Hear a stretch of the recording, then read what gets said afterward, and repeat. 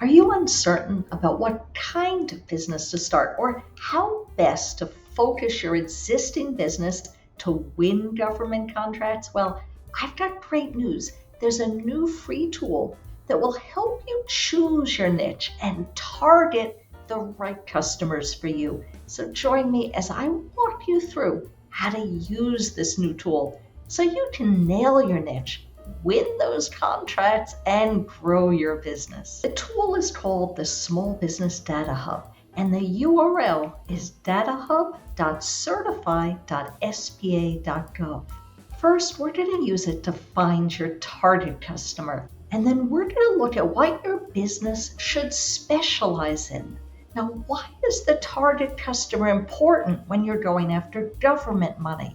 Well, the reason is that the government isn't your customer. That's because the government isn't a single organization. It's not one thing. The government is a collection of hundreds of different organizations that each separately issue contracts, and each one has its own way of doing business. There is absolutely no reason for you to learn how every organization in the government issues contracts. That would be a big waste of your time. You want to find your target organization and then learn how they do business. And the way we're going to do that is by looking at past contract awards. Now, why is that? These contracts have already been issued. The reason is because government contracts are bid over and over again. Let me give you an example. Say you have a janitorial company and there's a nearby Forest Service site. You may find that they have a janitorial contract that they rebid every 3 years.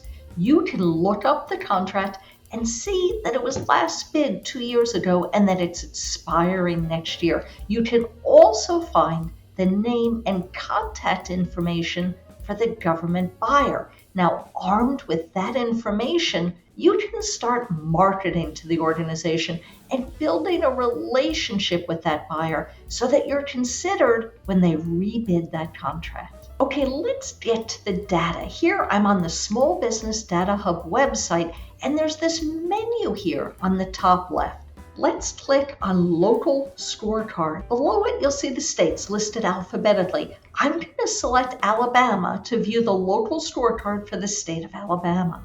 Why am I starting with a state search? Well, I recommend that you start by focusing locally. The reason is that it's much easier to build a relationship with a buyer when you can just drive to meet with them in person. So I recommend starting by searching the area within driving distance of where you are. I'm going to show you the data for Alabama, but go ahead and do this yourself for your own location. The website shows us our results here on the right.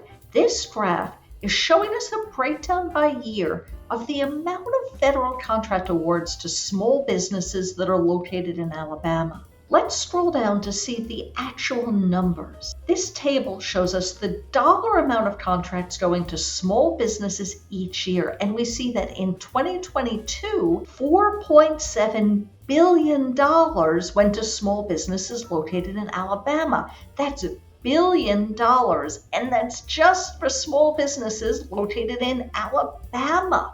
That is huge. Now let's go back to that menu up on the top left and select Top Funding Offices and Vendors. This is going to let us see which agencies are awarding the most money, which small businesses have received the most contract dollars, and also which industries, which business types are receiving the most money. In the filters on the left, I'm going to select the year 2022 and I'm going to select the state of Alabama. Now the website will also allow me to narrow it down by county and by congressional district, but I'm just going to search for all of Alabama. We can also filter by NAICS code and by product service code, but I'm going to leave those blank because I want to see which industry gets the most money. Here on the right, I'm going to select small business dollars because I want to see the money going to small businesses. When we scroll down, we can see a graphic of the top funding offices. These are the top government offices issuing contracts. When we scroll down further, we see this table with all of the data. We can't see the whole table on this screen, so we need to click on this icon on the right-hand side to expand the table so we can see all the information. Now let's go through this table. The first column is the funding department name.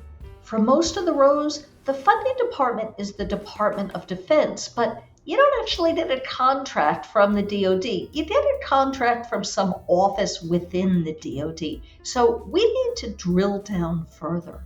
The next column lists funding agency name. We see lots of the contracts are issued by the Department of the Army, but there's also a Missile Defense Agency, NASA, the VA, the Army Corps of Engineers, FEMA, and others. But actually, that's still too big. What we really care about is the third column that lists the funding office name. Here we see the name of the office that we would actually contact about the contract. For example, we see the NASA Marshall Space Flight Center or the U.S. Army Redstone Test Center. Now take a look at the row for Marshall Space Flight Center and the column for small business dollars, and we see that the Marshall Space Flight Center awarded $144 million to small businesses in 2022.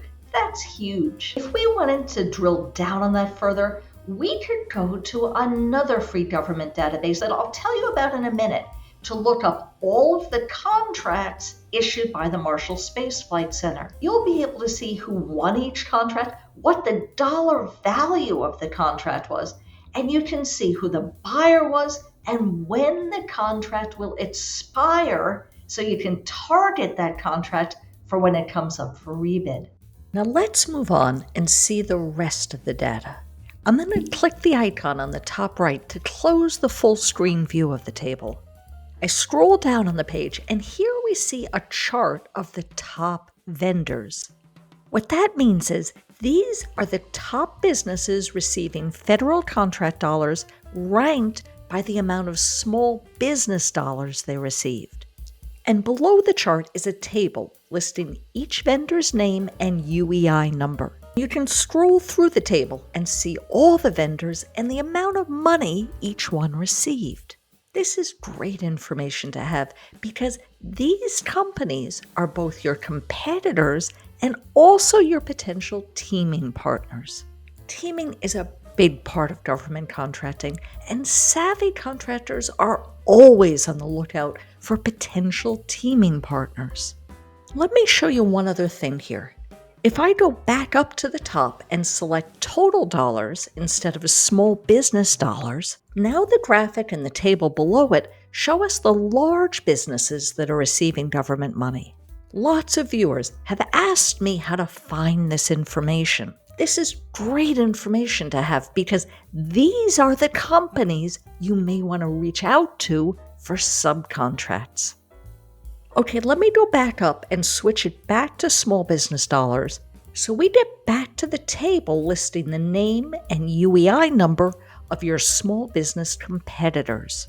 We can take that UEI number and name and go to another free government database called FPDS to look up each of their actual contract awards. This website, fpds.gov, lets you see the details on individual government contracts, and it'll even give you a name and email address for a government buyer for each contract. FPDS is a terrific resource and it's completely free.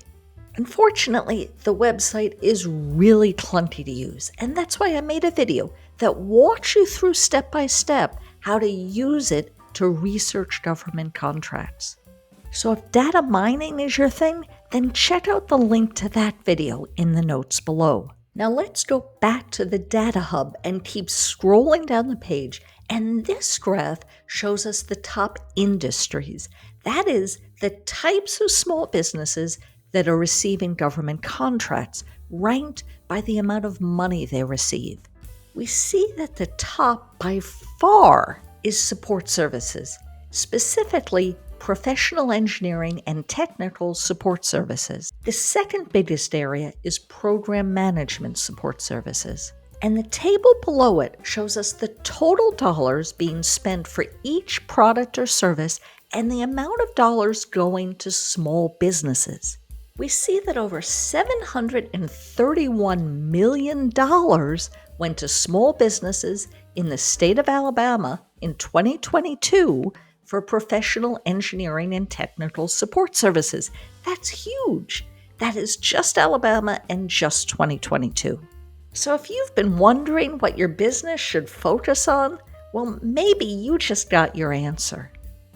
Program management support services is also a great field to be in, with over $241 million going to Alabama small businesses in 2022. Remember, that was just money going to small businesses located in Alabama. Now, I'm going to delete the filter for Alabama so that we can see all the data for the whole country. And I'm going to click the icon over on the right to expand the table. This table is really big with lots of information, and we can scroll through it to see it all.